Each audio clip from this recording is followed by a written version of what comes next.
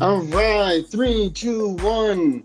Welcome, welcome. Good morning, good afternoon, good evening to wherever you are in the world. Welcome back to another riveting episode of the Conflict Management Show. We are a MMA combat sports podcast slash show where we mainly talk about the UFC, our thoughts, our opinions, things that are coming up, all that jazz. I am your co-host, the man, the myth, the legend, Mr. Half Man, Half Amazing, the awkward, awesome one, Mr. Main Event, Malik Miles, and my co-host joining me. The future Hall of Famer, one namer. I forgot to even say my name last week when I watched back the episode. So I am the one and only Edon. And we're back again, kicking it with more UFC reviews and updates on the news. Yeah, and that's you mentioned about the last week's episode. I feel like that's fair. We were filming that at literally 1 a.m. in the morning and didn't finish filming the episode until like 3. I think we ended the episode at like 3:30 in the morning. So Yeah. yeah, that was all a blur. We're doing it at a much like more reasonable time this time. So we're energized, we're revived. It's gonna be a good episode.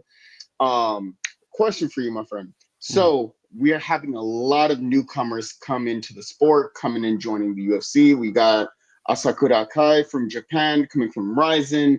We got, Mikey Musamichi from the US, who's coming from one championship, and now he's, fighting on the UFC Fight Pass Jiu-Jitsu stuff.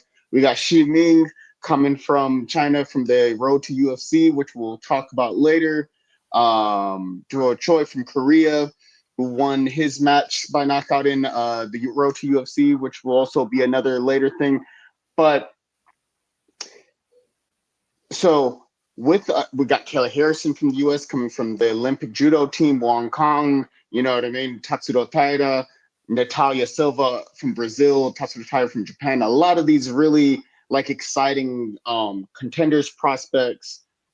So who is someone that is outside of the UFC right now that you would like to see compete in the UFC that you think would do really well, or just someone from your perspective you'd like to see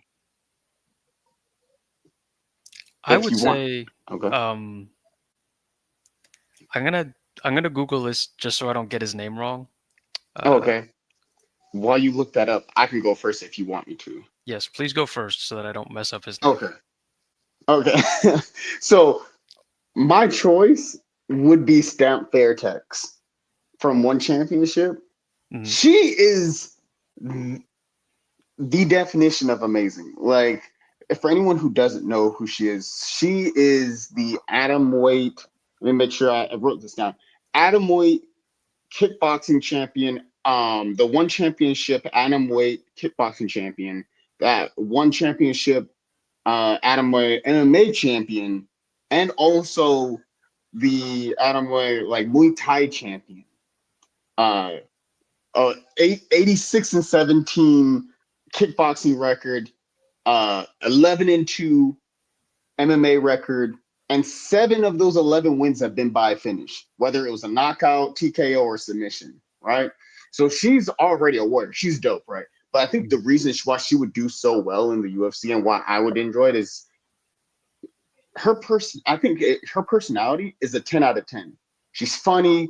She's fun. She's fun. She's funny. She's exciting. She's charismatic. The fans love her, and she's like a mega star in Thailand and in the one championship. I think that if she came here to the UFC, she would take off like a rocket. I think her coming to the UFC, I think she would, she she would, and she could reach the heights like peak level Ronda Rousey heights of like fame, and maybe even more because not only, like I said, fun, funny, exciting, charismatic, just really personable, and also a warrior. Like I said, 11-2, 7 of those 11 fights are all finishes. She's a striker, very exciting, like knees to the body, kick to the body, you know what I mean, to like head kicks, you know what I mean, punches. So um, just a dynamic striker and just dynamic personality as well. First, she's the first person in her combat and like one to like win three different title belts in like three different categories. She's out here doing the Alex Pereira type, what people feel like Alex Pereira could do and gain three belts. She's doing it in her organization. If I'm not mistaken, she is and was the fighter of MMA fighter of the year for the last 3 years at one. So she was, if I'm not mistaken, the female fighter of the year in 21, MMA fighter of the year in 22, and then now the MMA fighter of the year again in 2023. I think she is super marketable from a business perspective, and she has a very fan friendly style that is very exciting to watch. I think she would just blow the roof off the the stadium to whatever stadium she goes to. She's also and fits within the structure of the current weight class. She fights at 115. I think that makes straw weight very exciting. A matchup between her and Wei Lee or like uh Tabitha Ritchie. You know, there's a lot of people at that weight class. So let's see who is.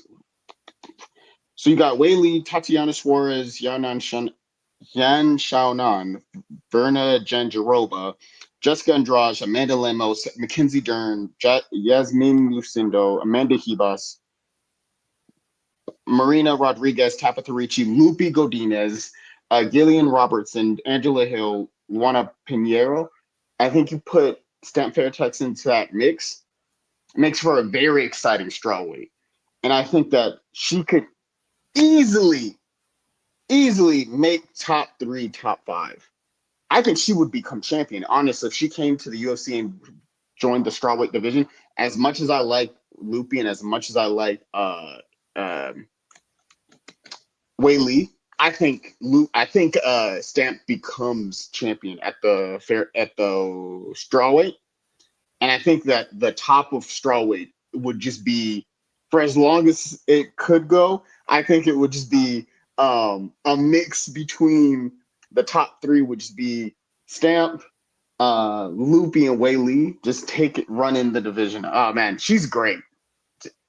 I'm telling you, she she would go from just being a megastar in Thailand to being a megastar globally. Top tier person, top tier fighter. That's my pick. I would love to see her fight in the UFC, but she is like the I feel like the face of one championship. So I have two, but one of them's super unrealistic. Mhm. My super unrealistic one, where I'm just picking him up and dropping him into the UFC, is Francis, Oh yeah, because obviously adding Francis back into the UFC at the top right now with the John fight, the Aspinall fight, a Gane rematch. Like, there's so many awesome fights that we could be having right now, but I mean, you can't blame him for the contract he got with the PFL. I mean, that contract's ridiculous. Nobody's got a contract like that. He's killing it, and he's got the freedom to do whatever he wants and go to boxing and all this other stuff. So, he got what he wanted out of it, and there's no real path back to him in the UFC because of A, that contract, and then B, he seems like a guy who takes things pretty personally. And if you take things personally and you leave the UFC, you're probably not coming back because Dana's going to trash you on the way out. That's just how it goes. Uh, so I'd love Francis to be back in, and that's my unrealistic pick. If you say, hey, you got to pick something that could happen, uh, I would pick. It's interesting. I also went for championship fighter, uh, Cade Rutolo. I've heard the name. Yeah, yeah, yeah, yeah. Yeah, it's him and his brother are both in one. They're both like BJJ phenoms. They're both 21. Uh, Yeah. Cade's the one who has. I don't know if he's trained with Mighty Mouse or if they just like cool with each other. And Cade's Yeah, the one I that know started to exactly do what you're talking MMA. about. I Yeah, just looked him up. Yeah, that's this dude's amazing. Yeah, he's a super talented grappler. Just won, I think the Craig Jones Invitational or ADCC, whichever one he Oh competed in wow. the last year.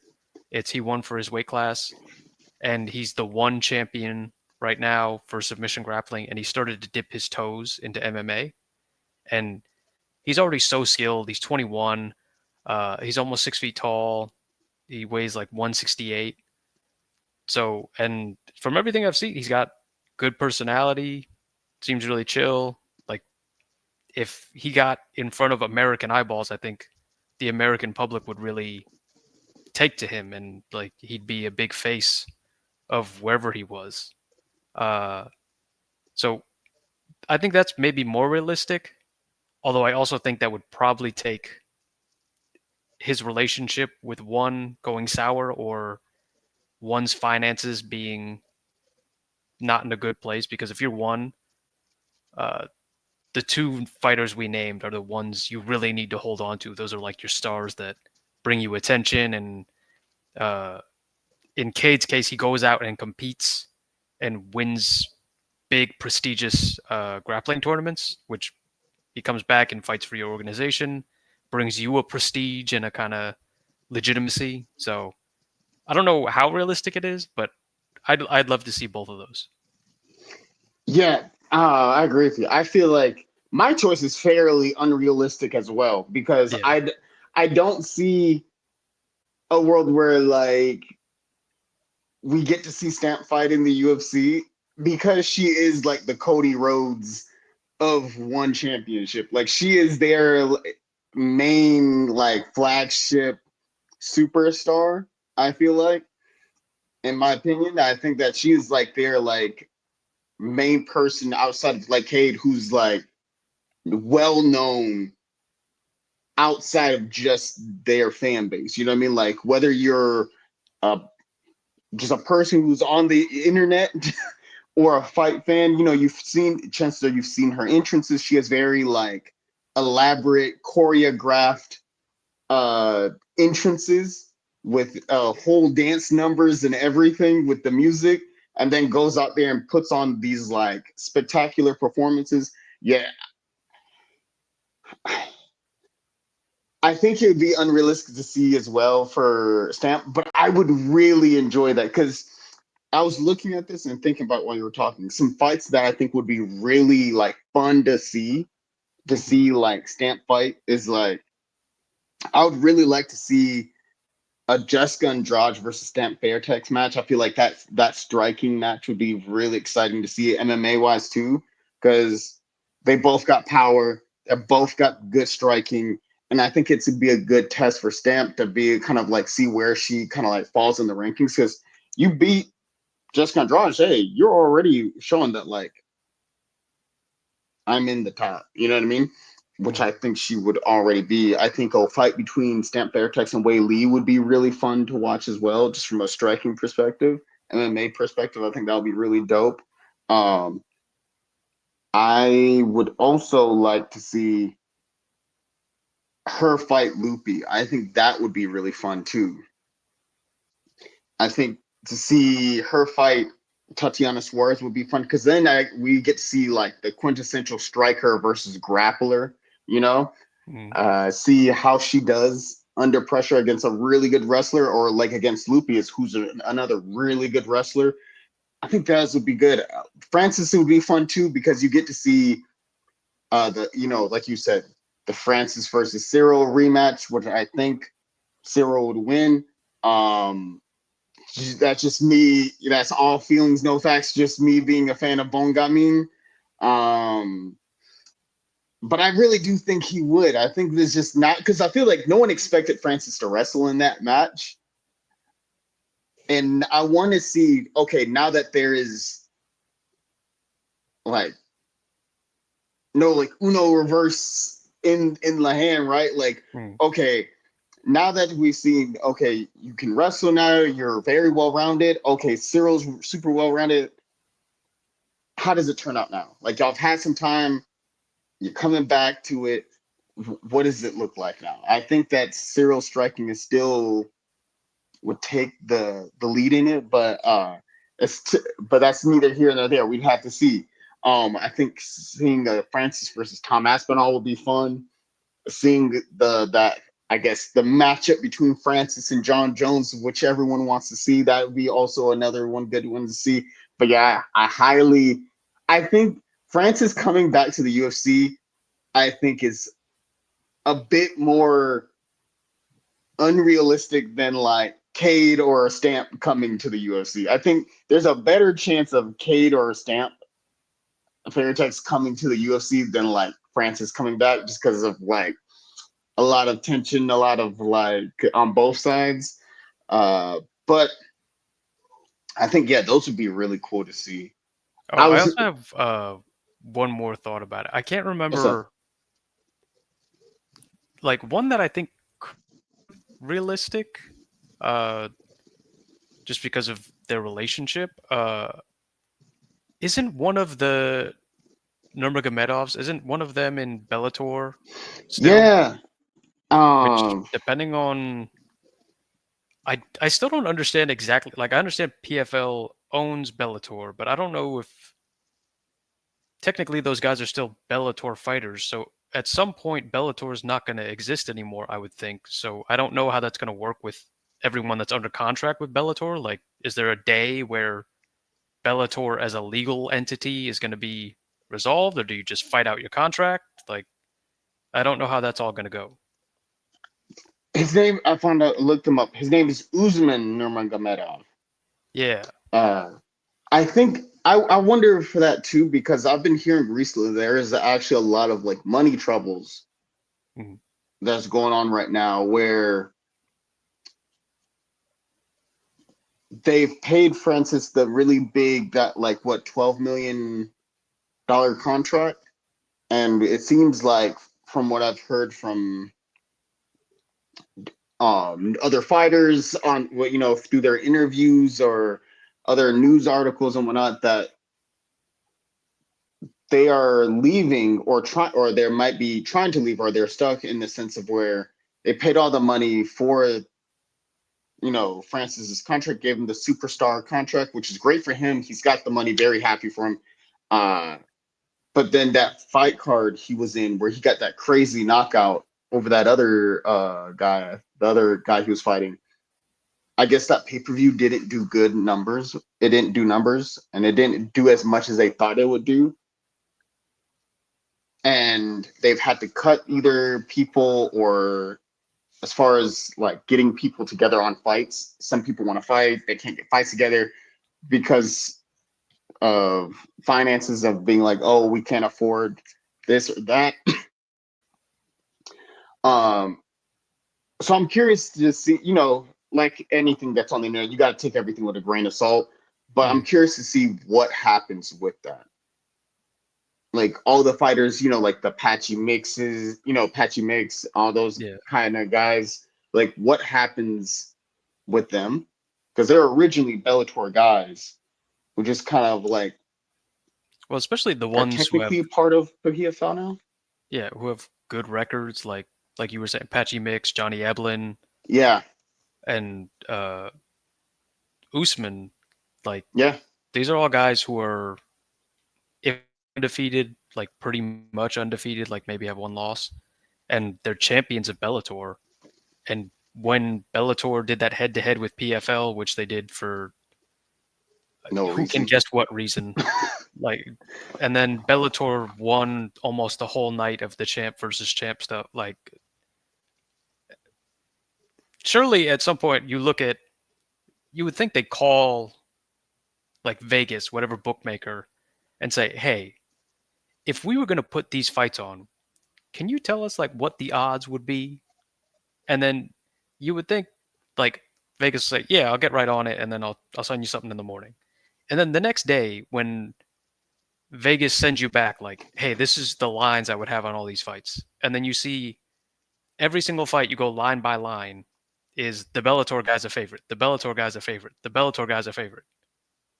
At some point at PFL headquarters, you would think, hmm, maybe we should just say those are PFL guys instead of saying Bellator, PFL, and we're the dog in every single fight. Like, Yeah, I didn't really understand it either because yeah, I think that if I'm not mistaken, there was like 6 fights that night, and then Bellator won 5 of the 6.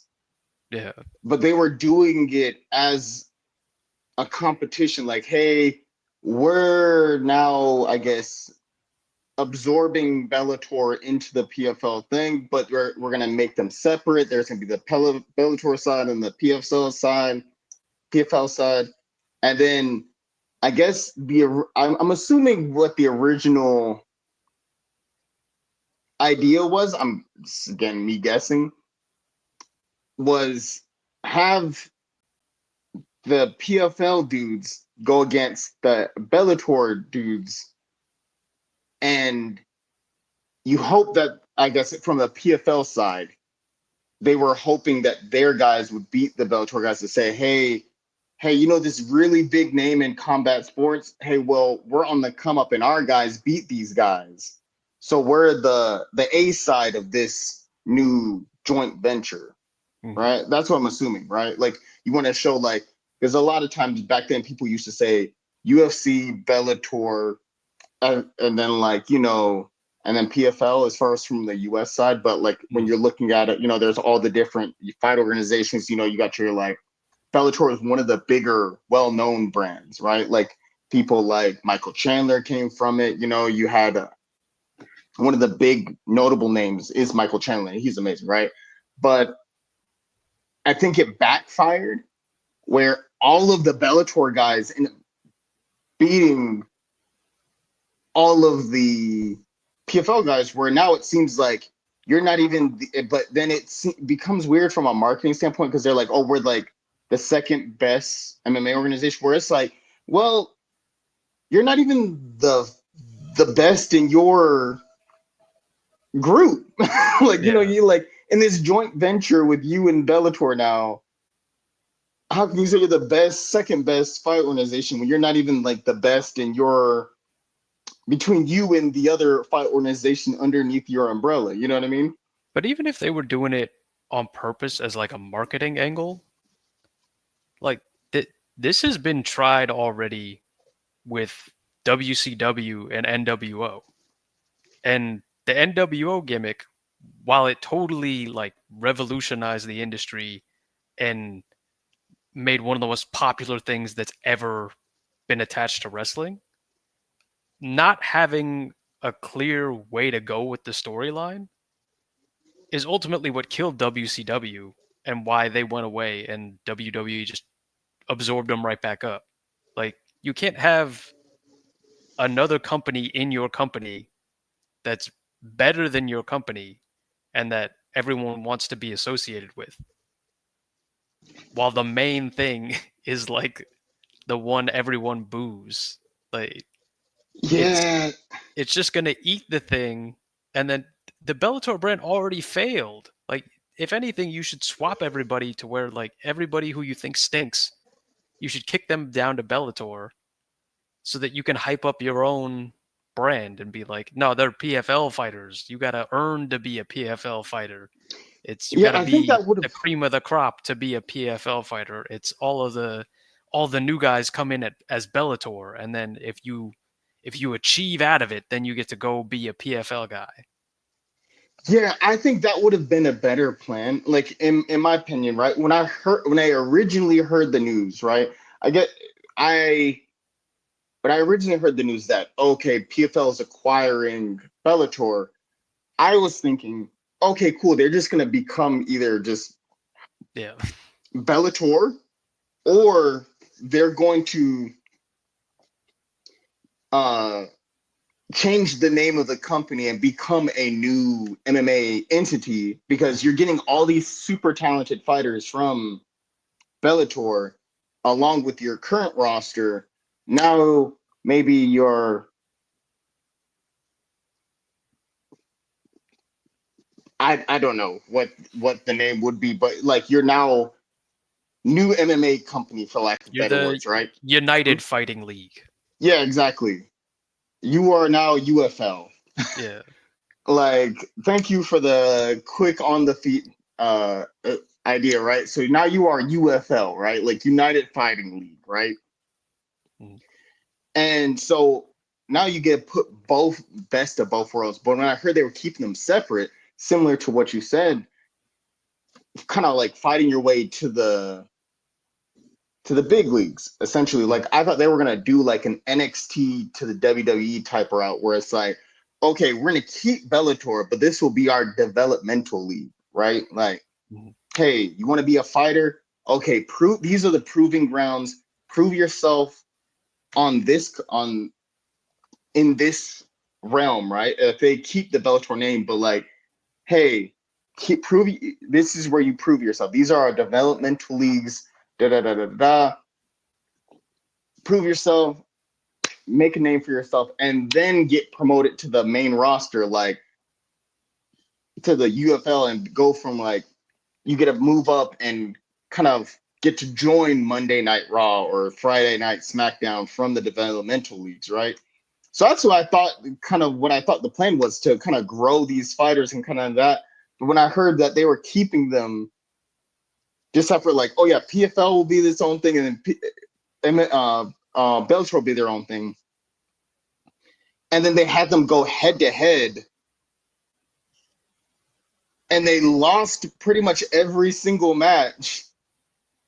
I was like, this was probably the worst thing that could have happened for you as a one of the worst things that could happen to you for a business, because the company that's going out of business just beat all your best guys, and your business is staying in business. So now it just looks like I mean, it wasn't well broadcast. So I mean, I guess maybe to the general people who didn't know that happened, they might just be like, oh, these are two different brands. But anyone who saw that event would be like, okay, well, is PFL the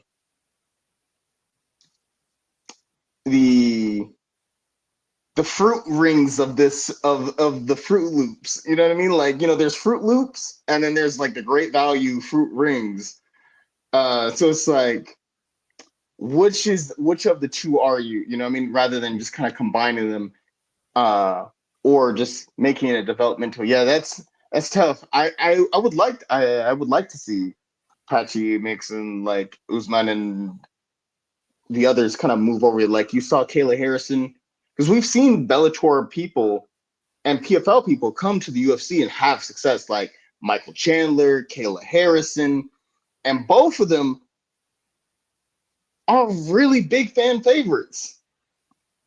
So Yeah. there's good people. I think so. We'll see. We'll see. Hopefully, we'll see what happens. Kind of like leading on to that, but of the past people, right? Because now there's so many new talents, there's so many big names, there's a lot of exciting movements compared to like when we first started watching the sport, right? Like the light heavyweight division was the big division, right? There was stars Mhm. here and there, right?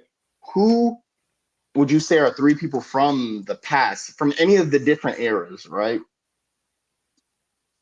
That you would have liked to see fight in this current era of fighters, that you would think that it could be either fighters you enjoy that you would be like, man, I really would have liked to see this person fight here, or people you think would do well, like, oh man, this person was before their time and I think they would crush it now, or you know what I mean, or it could be both, but yeah, who are three people you from any era of the past that you would like to see fight now? Hmm. I would really like to see for my first one, and then I'll let you get one. Yeah. Uh, I would like to see Mighty Mouse come back. Mhm. As much as like good for him with all the stuff that he got to do going over to one, like if Mighty Mouse was there right now, I think you needed the time where he was away just for those guys to kind of develop and come through. But now that he's been away long enough, I would love if there was like a portal kind of like wormhole thing that Mighty Mouse stepped out of when he left the UFC, and then right back in the same age, same experience, he came warping back through the portal right now, because you have so many fun fights now for him in and around that weight class that we never got to see. Figueiredo when he was down there, We never got to see Moreno. We never got to see Pantoja. We never got to see Royval. Uh, you could have, assuming Mighty Mouse was able to push that next generation off, then you could have the even further generation behind those guys of a guy like Tatsuro Taira who's coming up. And you could have like a passing of the torch moment when Taira's ready to take the mantle and be the face of that division like we all think he's going to be. You could have that, champ drops the strap to the next guy, the next face who's going to hold the division and keep it going along and start his own chapter. So I think that would have been really cool. Yeah, I think a prime Mighty Mouse versus Brandon Royval would be a very fun match and a very entertaining match to like see. Seeing, like you said, Figueroa, seeing him fight Brandon Moreno, that would be a really nice. I think for me, a person that I would have liked to see.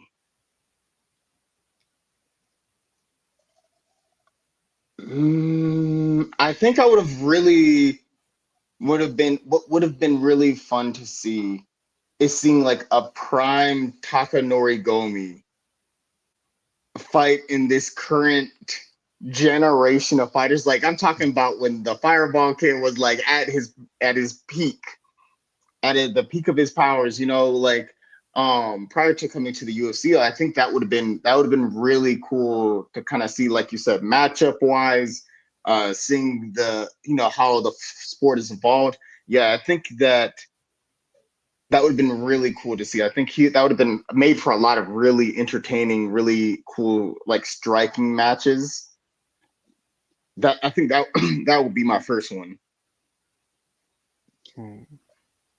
I think for my next one, this is just a personal curiosity because he was really big when I started really heavily watching the sport. I would love to see prime before all the injuries TJ Dillashaw in the current 35 because I really think there was more that we didn't get to see and we just got robbed because he went down to do the 125 fight and pop for I think that was Ipo that time. Uh, and then he had that big layoff, and then he came back and had the shoulder injury, which it looks like has ended his career. And just at the time before all that stuff happened, as much as there was still that pass around where uh, he was having that rivalry with, I believe it was Cody. Was Yeah, Cody the one that beat him? for you said, yeah, Cody Garbrandt. Yeah, they had that Yeah. super big rivalry. Yeah, and the Dilla, I forget. There was that triangle happening where it was Dillashaw, Cruz, and Garbrandt, and I think it was I can't remember the order. Was it Cody? Cody beat Cruz, but Dillashaw beat Cody. Was that how it went? I I'd have, cannot remember. I did not keep up with Dillashaw like that. I remember the big rivalry between the three, and it was like I remember yeah. that was like the what kind of brought TJ Dillashaw to like the forefront, at least for me, was the rivalry between Cody Garbrandt and Dillashaw because watching that, that's how I found out about Dillashaw is through the rivalry with Garbrandt. Okay. Oh, here we go. I got it now. So, uh, Dillashaw couldn't beat Cruz, but he could beat Garbrandt. So Garbrandt kept took care of Cruz, which stopped Cruz from getting back to Dillashaw to re-get his belt. But Dillashaw would own Garbrandt every time that they fought. So Mm. it's TJ just had the one when he was in that run. As soon as he got the belt, the only one that could stop him was Cruz in that split decision loss.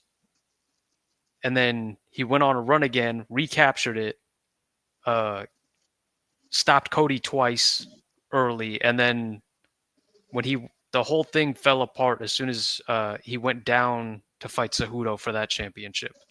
Like the fell off. You, I think from mine's, I think this is pure curiosity as well Mm, because there's so many really fascinating matchups right now, and the state of this division is so much more different than it was when this guy was in his prime. mm, And this guy is the pride of Canada, welterweight legend, one of the faces on the MMA Mount Rushmore, George Rush St. Pierre. I think getting to see a prime GSP in this current landscape of the welterweight division would be, I think, would be really epic to see because GSP is the gold standard when you're talking about welterweights, when you're talking about fighters in general, like people who are like great ambassadors of the sport, great martial artists, just great people in general, great person in general, right? But to see like a GSP versus Shavkat would have been phenomenal. You have this dude from Kazakhstan who is like a Rubik's Cube, who is great at everything, no holes in his game, a beautiful 18-0 record, 9 knockouts, 8 submissions, 100% finish rate, 18 men have tried, 18 men have failed against the guy who solves Rubik's cubes for a living. You know what I mean? He made a career out of solving Rubik's cubes. The welterweight legend George St. Pierre, like he would do so much research and like he understood fighting to such a like I feel like a deep or like high level, you know what I mean, where we say John Jones is super cerebral. He's like always like one of them. He's one of the smartest fighters, if not the smartest. And I think that GSP and John Jones both fall into that category. I feel like GSP was always like 3 steps ahead of like when he would go against. I mean, people don't like they don't talk about it, but he is one of technically, if we're going off of technicalities, he is technically the first double champion. I know, like Connor is technically. I know on paper, if I'm not mistaken, Connor is the first to yeah. hold 2 different belts. But Mm, by technicality, GSP is the first 2 division champion because when he, his reign at 170 and then going up to beat Michael Bisping by rear naked choke at middleweight for the belt, like so. yeah, but I that was think after. yeah, but I mean, still 2 divisions, still champion at 2 different weight divisions. I'm Yeah, just but saying Connor had the double before at the the same Bisping time. fight. Yeah, No, I'm saying the Connor's second one against I think Eddie. yeah. Eddie That's what Alvarez. yeah, I think the Eddie Alvarez fight predated the Michael Bisping fight for GSP. Oh, what? Yeah, I'm pretty sure. Hold on, let me check. I could be very much wrong, but it just feels like that fight was so long ago. But speaking of fall from grace, man, Connor's. Whew, Well, um, that situation. Okay, let me see. I have that right here actually. Okay, yeah. Conor McGregor, Eddie Alvarez was UFC 205, November 12th, 2016. mhm. GSP Michael Bisping was UFC 217, November 4th, 2017. Oh, okay. Hey, yeah, I stand corrected then. So yeah, Connor is the first one, but yeah, I think that seeing GSP versus Kamaru Usman, like seeing a peak GSP versus a peak Kamaru, would have been an epic fight. That'd have been a fun fight to see.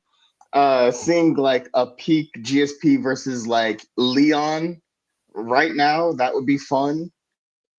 Uh, I'm trying to think of who else would I like him to, who else would I like to see him fight currently?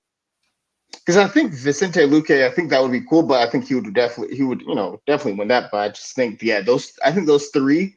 would be the ones that I would be most interested in seeing. Yeah, and also there's the possibility of, depending on the matchup, maybe him going up a weight class and trying out for the championship there,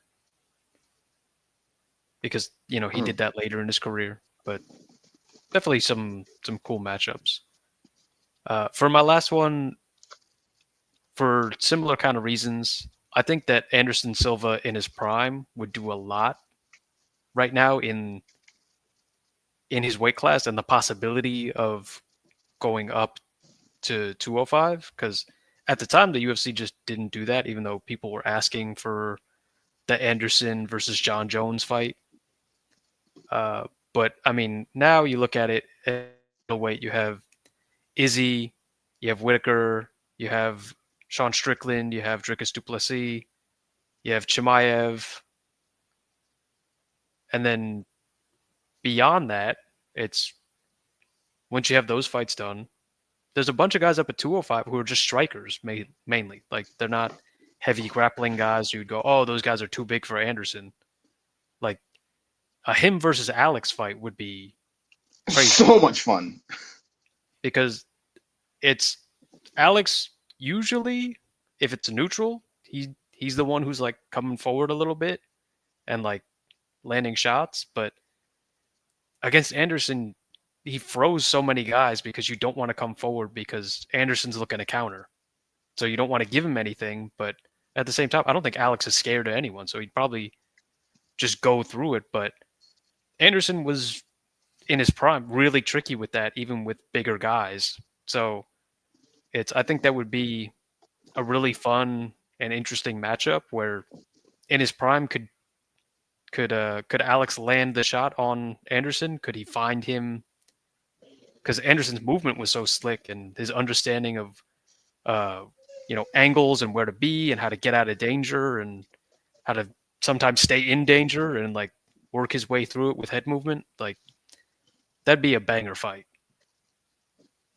Well, yeah, absolutely. Seeing a peak Anderson Silva going against this current landscape of middleweights, or even going up and taking on like a Yuri Prohashka and Alex Pereira. Oh man, that's a yeah, that would be really epic to see. I think he would definitely become a double champion. I just Anderson is a legend, the legend, right? Another one of those MMA Mount Rushmore faces right next to GSP. Uh, I was trying to think about my third one and who I would have liked to see, and it's between three people. One of them I'm is purely off of I mean all these are curiosity, but like Hmm. I guess my three is it's between seeing like a peak Machida, like Lyoto the Dragon Machida back in like when he was at his peak, seeing him fight against current light heavyweights, because most of them are strikers. Hmm. Since most of them are strikers, I think it would be because I remember when Lyoto first showed up on the scene, I was like, oh man, he's dope. You know what I mean? And getting to see him go against current strikers would be really fun. I think that could be fun to see. A peak Rampage, like during like a peak Rampage from the Pride era, when he was like full on like hitting people with the last ride. Man, you know how fun that would be to see. I feel like Rampage would be I feel like Rampage was already a superstar back then, but I feel like Rampage today, Hmm. like if we're talking about like uh, Rampage in this current landscape of light heavyweights, oh man, he would be the face of the light heavyweight division, or like a soup. He would be an even. I think he would be an even bigger star just because of like his abilities to cut promo, right? Like Yeah. he's a very charismatic personality. He's a lot of fans. He's very fan has a very fan friendly style. and fan friendly like dude. You know what I mean? Like as far as like when you see him talk or whatever, whatnot, and then the way he fights, dude. To see him just hit people with the Batista finisher, just or hit him with the just. I think it would be really cool to see, and then just the knockout of power. I think if you do see someone try to throw up a triangle and he's just like, can you imagine seeing that for the first time? You remember when like he first did it, everyone was like, oh, but can you imagine seeing that today for the first time? If that was like the first time, like someone goes for a triangle and this dude's just like, yeah, and just wins off of that, I think people would lose their mind. They'd be like, 50K bonus. Yeah, I Go ahead mean, and sign the checks. And then, when you look and at then, what Derek Lewis has done, yeah, like just think about him and Derek Lewis as like a tag team of personalities on the same card at the same press conference. dude, that's peak right there. I Yeah, think that would be just a great press conference to watch. Um, and then I think the third one is really far back, but Kazushi Sakuraba from like the kind of like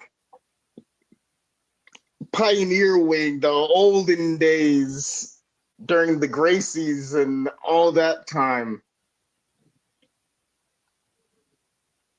There was the time limits was crazy. How long a fight could go for. I think, if I'm not mistaken, he fought one of the Gracies for like 48 minutes or something, or like 30 something, some crazy like that. To see someone with that level of jujitsu and that cardio, just to see during this current light heavyweight type situation, I think that would be fascinating to see like how those skills transfer over because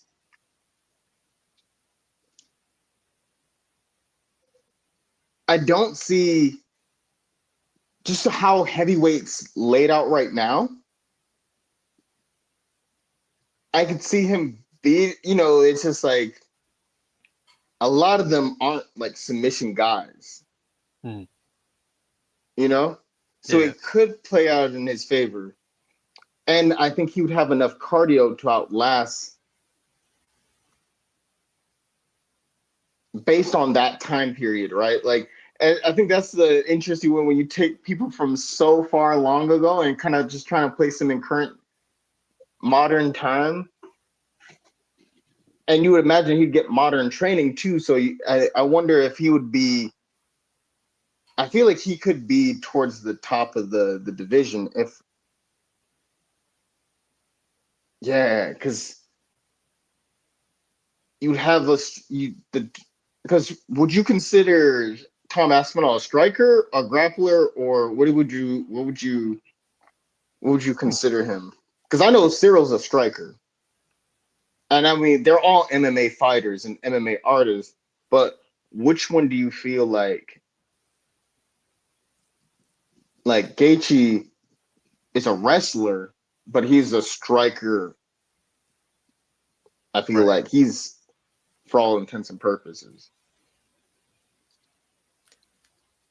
That's a tough one because we've never really seen a long enough Tom Aspinall fight to figure out Yeah, what he would do if option A didn't work. So like every fight starts on the feet.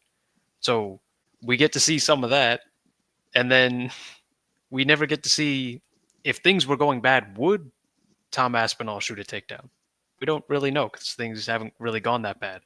It's there was maybe a couple times uh, where he was hit really hard and maybe stung, but in the moment he chose to throw right back rather than shoot.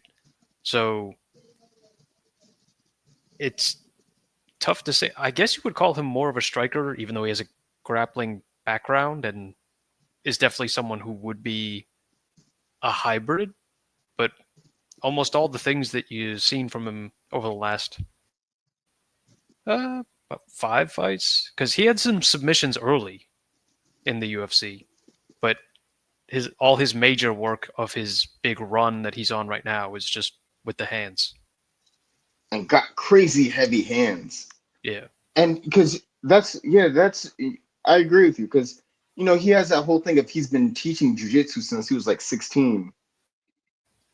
Like he was teaching adult classes at 16 with the jujitsu from So when I hear when you see stuff like that, and he does have those jujitsu wins, but then as of late, the ones when he's shown up on most people's radar is from him just dropping the hammer on people and kind of just putting them out. So I think that would be interesting. Yeah, I would like to see what happens when things don't necessarily, what I mean, like see him in the like one of those dog fights, Mhm. because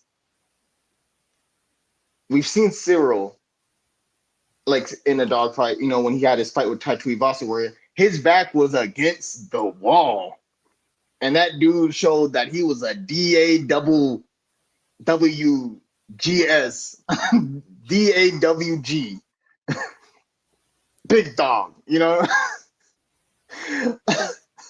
I struggled with that one so badly. But we got to see that dude was just definitely got that dog in him where he had to dig deep and like fight through the trenches and pulled out the W. Same with Pereira when he had the fight with Khalil Roundtree. Like that was a pretty crazy, what I mean? Or I'm trying to think what was because I think that's outside of the Izzy fight, I think that's the longest he's ever had to fight someone for Pereira, right? Mhm. Is the Khalil Yeah. Roundtree fight? Because most people don't make it out of the first round or a round and a half. So I think it would be really interesting to see what happens for Tom Aspinall once he's like, in the trenches, what I mean? When he's in that like dogfight, he's in that slobber knocker kind of like ECW Extreme Rules type match, you know what I mean? Where he's just like, option A ain't work, option B ain't work, option C. Okay, cool. We tossing the whole like Batman utility belt. But side note, speaking of Mhm. Alex,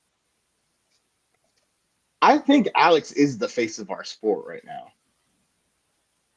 Oh, I The didn't send it to you, but did you see that picture of him in Korea where he's sitting at the table? dude, yes, that's one of the coolest pictures I've seen from an MMA fighter. That literally looks like that could be an album cover.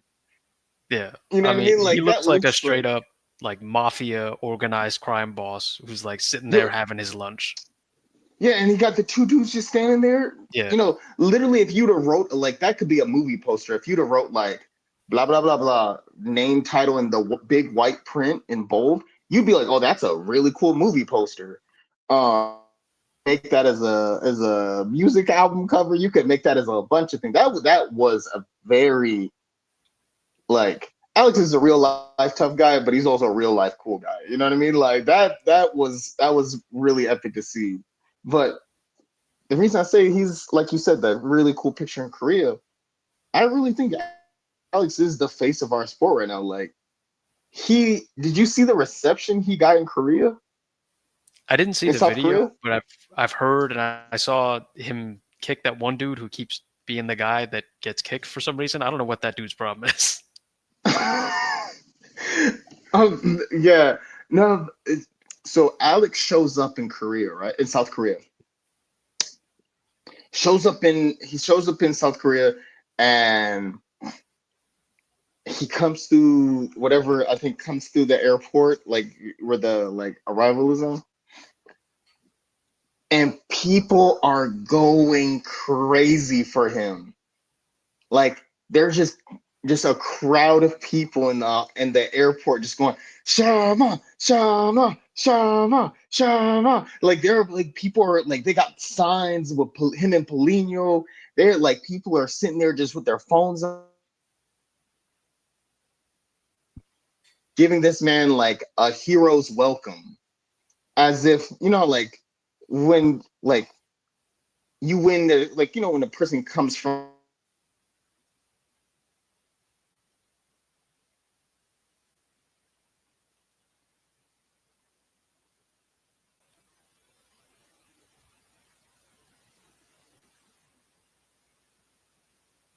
Good.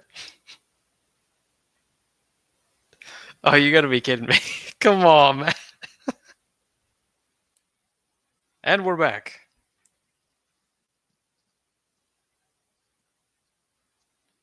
Are we Is it? back? Is it? We are back. Is it? Oh, is it running? Oh, it still says Yes. paused on my side, so I couldn't tell if Okay. it Well, was we'll or see not. if I get kicked. Okay. Okay, if we are running, then we'll keep on running. I wasn't sure if it was. It still says paused on my side, so I thought it wasn't running. So okay, cool. While it is running, the yes, Wi-Fi not letting me be great out here, but you know it is what it is. But yeah, while he's walking into the airport, there's crowds of people giving him a hero's welcome as if he is from Seoul. That's how much love he is getting. That's people are just cheering him on in the streets. People are reaching out, like hanging out of buildings just to say what's up. You know what I mean? That like people really love Alex.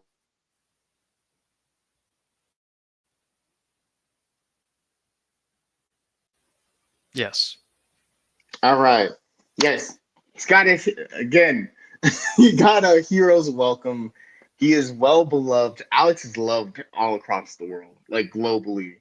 People think he's awesome. Like they were just chanting Chama so he would do his entrance walk in. So people was just like Chama, Chama. So he was just like, ah! And then the entire airport was screaming ah! With him while he was doing the bow and arrow thing. It was really cool. It was a really epic thing to see. Uh, Speaking of really cool epic stuff that's happened, road to UFC finals. She Ming with the crazy knockout, probably knockout of the year.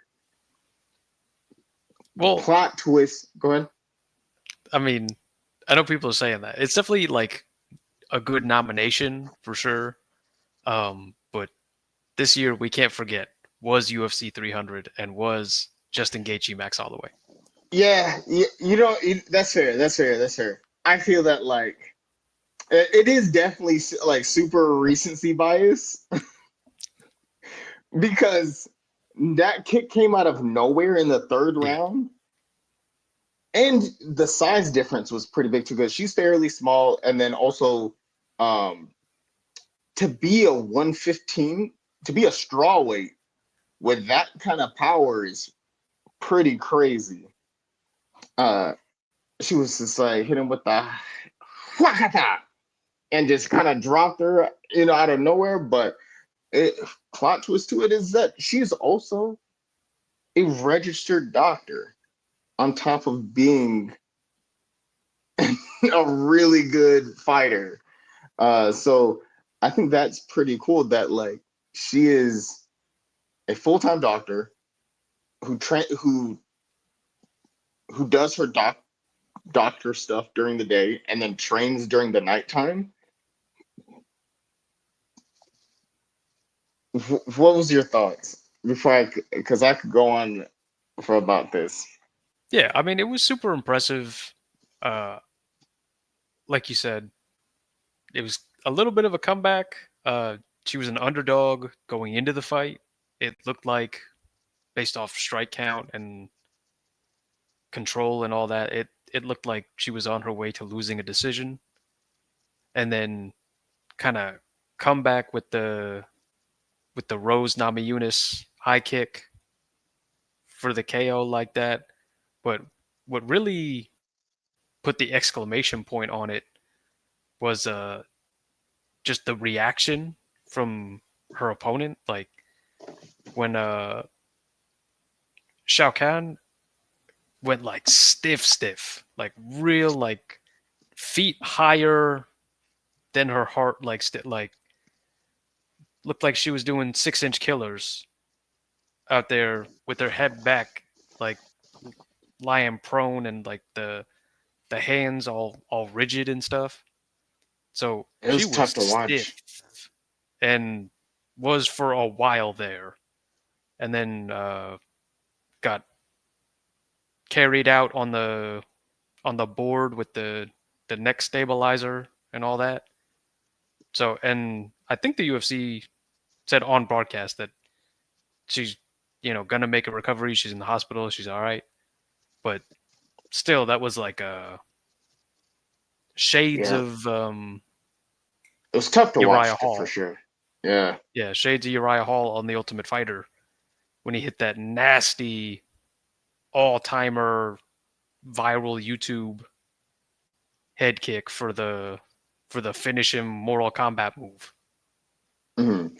Yeah, I'm glad to hear that her opponent is doing well because I think that was one of the things I feel like a lot of people was starting to get nervous about was like when she wasn't moving, everybody was like, "Ooh," it's one of the things of the sport where it's just like one of those like where you hate to see that happen. You know what I mean? Like while we all enjoy knockouts, you want to see people get up and kind of like go about the rest of their day, their evening. I mean, where everyone can kind of make a like be able to get up and get do the like move on with their like day evening after a match. But it's always tough or rough when you see stuff like that. So when I did hear that she was okay and she gonna make a full recovery, I was like, okay, cool. That like made me happy to hear. I was like, okay, cool, she's good. I think it's just once we got that clarification, it was nice. Seeing and then I think I can't remember if that was after or before they were like, oh yeah, the Shiming also is like doctor person outside of being a fighter, and like her family. She was at this tournament. She was at the road to UFC finals, like fighting for a UFC contract. And she was like, "Yeah, no, everyone just thought I was out here doing katas and stuff like that, and breaking boards." And for those who don't know what katas are, it's like the forms, when you're doing like karate and whatnot, you're just being like, huh, huh, huh, huh. Those type situations. Uh, but yeah, crazy, crazy, crazy, crazy. And it turns out she has bad eyesight. Yeah, Because so she was she saying, got the big glasses. yeah, those were. I'm not gonna lie, those are cool glasses. When I saw them, I was like, oh man, those are cool glasses. I like those. But then she was saying that she is kind of small for the division. Hmm. Because she had said she was small for the division, didn't have that good eyesight. But I said, hey, with knockout power like that, all you got to do is land once. So very excited to see, and she seems like a really nice person. You know what I mean? So excited to see her move on into her UFC career, make her UFC debut. I think Shiming is a name to watch out for, to keep an eye on. I don't want to party poop, but she is 30 and she was losing that fight. I think she might be a fun fighter who's like over with the fans and has a cool personality, but I wouldn't look out for her getting gold anytime soon. There's some major prospects at 115 who I think are levels above, some of them even younger than she is. And it's not that 5'2" is super small for that weight class, but if you're going to be kind of on the shorter side, it feels like you have to have more of a Wei Lee type build where you're kind of thick and short. You're like stout rather than kind of slim with the agility. But she got the power though. I know, but she's gonna have to make some big improvements if she wants to turn that into regular victories. Because she was, it Yeah. seems like based on the number counts and the strike counts, that she did look like she was on her way to a decision loss. So maybe some improvement, still time, but either way, It's a, like a fun story. oh yeah, because it's a super competitive division. Like we Yeah, just talked about. You got Lupi, you got Tatiana Suarez, you got Wei Lee, you got Ricci, you got Andrade, you got Verna. It's a pretty uh flyweight and strawweight. I feel like are the two most stacked divisions of for like females for the female division. I think flyweight is the most stacked. I think is the most like that has the deepest roster in my opinion. I think it goes flyweight, strawweight, then bantamweight. Hmm. Um, and then we had Salikov with the crazy spinning heel kick, wheel kick. That was pretty wild too. King of Kung Fu. He said, "Yeah, like dude's built out here, a high school wrestling coach, and that dude came out and said, "Pop pop, kataka." At 40 years old, that was another really cool one. The Duho Choi knockout was pretty cool. He was another winner from Road to UFC, just like Shi Ming. Yeah, Dropped him with that right hand, another fun young flyweight, 25 years old from Korea, 5'5". right? It's came out there with the fast first round KO. Like flyweight's getting fun. Yeah. I'm looking forward to it. I think it's really cool to see fighters come in, like new fighters come in and see them like on the come up and being there for the journey. I think that is always like a really fun thing to do, a really cool thing to be able to see these people when they first come in or like when they're on the come up and then that way and see that progression or see that growth. Mm. It's always a really dope thing to see, especially when they kind of make it to the top and you're like, see them achieve that goal. You're like, didn't hit. It's a really cool feeling. The but I think that this is a good spot to end today's Oh, before we episode. go, I Oh, just wanted to okay. hit two more points. Yeah, So sure. first one, congratulations to Valentina, who, as we know, as the undercover heel, I'm sure was laughing as her former opponent that on paper beat her, Wang Kong, got submitted by Gabriela Fernandez. Uh, and I know Valentina was at least a little bit happy because she was on that interview, uh, I think last week or maybe the week before, talking about that if you go and watch the fight, she actually won the fight, but the fight was in China, so you know how the judges get. So I know Valentina was watching with a smile, or at least she caught the highlight and was having a nice laugh about it. And big performance also from Piotr Jan in the main event, and it looks like he's right in that like title contention, top of the division talks right now after turning back Davison Figueiredo. And Davison, man, if he could have got that one, it seems like he might have been next in line because Marab's trying to get his next fight in March. It seems like he wants to turn this thing around and get his next defense going, his next fight. And it really seems like if Davison could have got through, that could have Oh, been I a big think he. one. Like a Yeah, former I think he. champion fighting a Mhm. current champion. Davison was so active in those championship fights with Moreno that it seems like there's at least a familiarity for people. So maybe that could have drawn some attention. But now it sort of seems like we're in this weird thing where people are campaigning for it, and Marab wants to have a fight in March. Maybe the UFC is saying, "Hey, we want you to wait until Ramadan's over." But I mean, remains to be seen how that works out. But good for Piotr Jan to get himself back on the horse and keep rolling. I mean, the setbacks to Aljo with the DQ knee, and then to lose the decision afterward to him in the rematch, and then to build himself back up, and to have the Sean O'Malley fight, which most people, in my opinion, thought he won. Like based on what I saw, I think most people had Jan winning that fight, and then doesn't go his way, but keep on trucking, man, and he's back in here in these title conversations again. Yeah,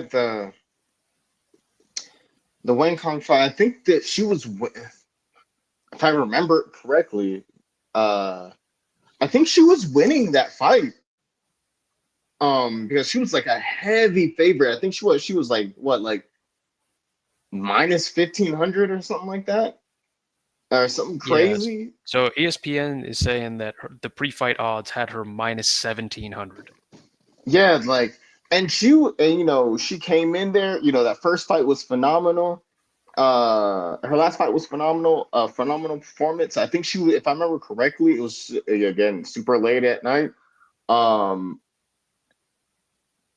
if I remember correctly, she was winning that fight, but I Yeah. think that she kind of got a bit too overconfident Hmm. and wasn't really respecting the power slash respecting what was coming back at her, like her opponent striking, Right. because she was getting the better of the exchanges and was like really kind of like winning the fight. So I think in her mind she might have been like, "Oh man, this person can't touch me. I ain't afraid of this person. I'm about to put him out." But I think that sometimes when you are, I think you can get overconfident in a fight, and when you think you're just like, "Oh man, first name him, last name Uppy. I'm Himothy." Type situation, when you just feel like you're on top of the world and you're not like respecting the power, respecting what your opponent can offer, you do tend to like make certain decisions. You might make those like slip ups and focus where normally you wouldn't if you were going against someone who you felt was like an equal to you, right? Like Hmm. you make those slips and focus, and you saw her get cracked, um, and kind of dropped her, and uh, I believe her name's Fernanda, right? Fernandez. Hmm. Went Made the most of it, had her Eminem 8 Mile moment, and said, "Oh, this is now or never. This is my moment." Made the most of the opportunity. Carpe diem type situation. Got on top, got the rear naked choke, and then ended the fight. So props to her, and that I know that was a great, because you saw the outpour of emotion Yeah. for her when she won, because when you are like what minus like plus 1,500 plus 1,700, where everyone scratched you off, everyone wrote you off, I mean, and said, "Oh, this other person, I know you've been training for months, but this other person's about to clean sweep you, and you just about to be another like uh stepping stone to this person's title reign, uh to this person getting to the title." I know that's got, that can weigh on you, and then for you to get like a big finish like that against a heavy favorite in the second, oh man, I know that's a great feeling. So props to her. I think Wing Kong, I think, is still a good prospect to watch out for. I think she just got a little bit too overconfident in the second round, but I think she's still like really great striker, and I Hmm. think that she still has a lot of promise, a lot of potential. I think it's just, hey, you learn from these things sometimes. Uh, like we say, it's MMA. Anything can happen in mixed martial arts. Everybody got a puncher's chance. Uh, for the Jan Figueroa, I do think if Davison would have won, I think he definitely would have been the next person to fight for the belt. I think he would have. I think that would have been Marab versus Davison in March. While that would have been a really good match, I still think Marab wins. I think his pace, his wrestling, the phenomenal cardio, I think would have got him the decision win. I think that like he put up like 50 takedowns against Peter Yan. Yeah. He has Like, something like that, or and attempts rather. it's I don't think 50 he finished a attempts. single one. I think it was like a mirror of the Aldo fight where Marab doesn't finish him, but he just uses all the attempts to like grind on you and like zap your cardio and neutralize your attack.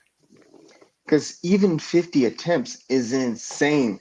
I Yeah. know, like, people who haven't wrestled before, they hear 50 and go, that feels like a lot. No, trust me, it is a lot Yeah. because even just 10 takedowns, 10 double legs, 10 single legs, 10 firemen scare, 10 duck unders, whatever you want to do, 10 laterals, that takes so much like effort and energy to do to go for 50 at the highest level is such a crazy feat of cardio and endurance. That is almost superhuman.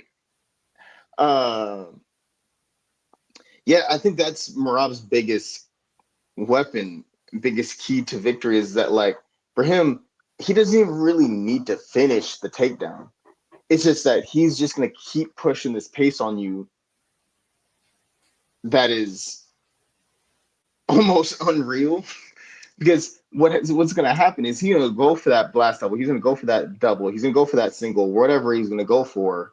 That ankle the like he's gonna go for these takedowns.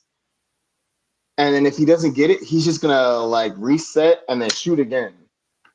And just reset, shoot again, reset, shoot again, reset, shoot again. And then it's just even if you have really good takedown defense, if someone's shooting 13 times on you in one round, I think it's just a game of probability at that point of like not if but when he gets the takedown or can get a takedown right, and then it's not like he can't strike. It's just like he's using that to mix in with the striking. Um, Jan, I feel like yeah, he was on a tough one because it was like a string of losses. I think he was like down four, right? I think he was on a 4 fight losing streak or a 3 fight losing streak Let me check. because it was the loss to the disqualification against Aljo, and then the loss to Aljo, and then the loss to Marab, and then I think he might have lost to someone else. Did he? I'm trying to check, but ESPN's website being a little bit uncooperative. Here we go. Now it's working. All right. He had a 3 fight losing streak. So he had the DQ loss to Aljo, but then he fought Sandhagen for the interim because Aljo was hurt, I think. Yeah. I'm 99% sure that it was he lost to Aljo by DQ with the knee. Then he beat Sandhagen by decision for the interim. Then lost to Aljo by decision, split decision, uh, in that fight, and then split decision lost to Sean O'Malley right after that, and then lost to Marab by unanimous decision after that. So it was a 3 in a row streak of that, and then he built himself back up over the last two with over Song Yadong and Davison Figueiredo. Yeah, he's building himself up. I know him. He wants that fight rematch with Marab, and I know Marab wants the rematch. So hey, I may potentially may be able to get it done. So yeah, props for him for getting back on the road, back on the horse, and getting the win. Because I know for a minute, I'm to be like, oh, he's washed. He's this. He's that. You know what I mean? A lot of people were thinking he was. He didn't got it anymore. Some people's like, oh, he may not got it anymore. He's washed, this or that. But hey, he's been really kind of like you said, rebuilding himself over the last across the Song fight and that and the Davison fight. Mm, But we'll see. We shall see. I think Marab's going to be champion. I'll do it. Okay, but yeah, I was just saying I think that Marab's going to be for a while. Good champion, phenomenal wrestling, crazy cardio, good striking, an engaging personality. So I don't see anyone really beating Rob in the first on the horizon, at least for me. But we shall see. That is our time. That is the music. Hope you guys enjoyed. Okay. Thanks, guys, for tuning in. Come back. He's back. Go ahead. Yes. Like I said, hope you guys enjoyed it. Enjoyed listening. We enjoyed making it. Come back next time. Share the word. Spread the vibes. Spread the good vibes. Come for the fight talk. Stay for the vibes. Yeah. Until next time. See you guys later. Bye. Like, subscribe, comment, do all the stuff wherever you are. Yep.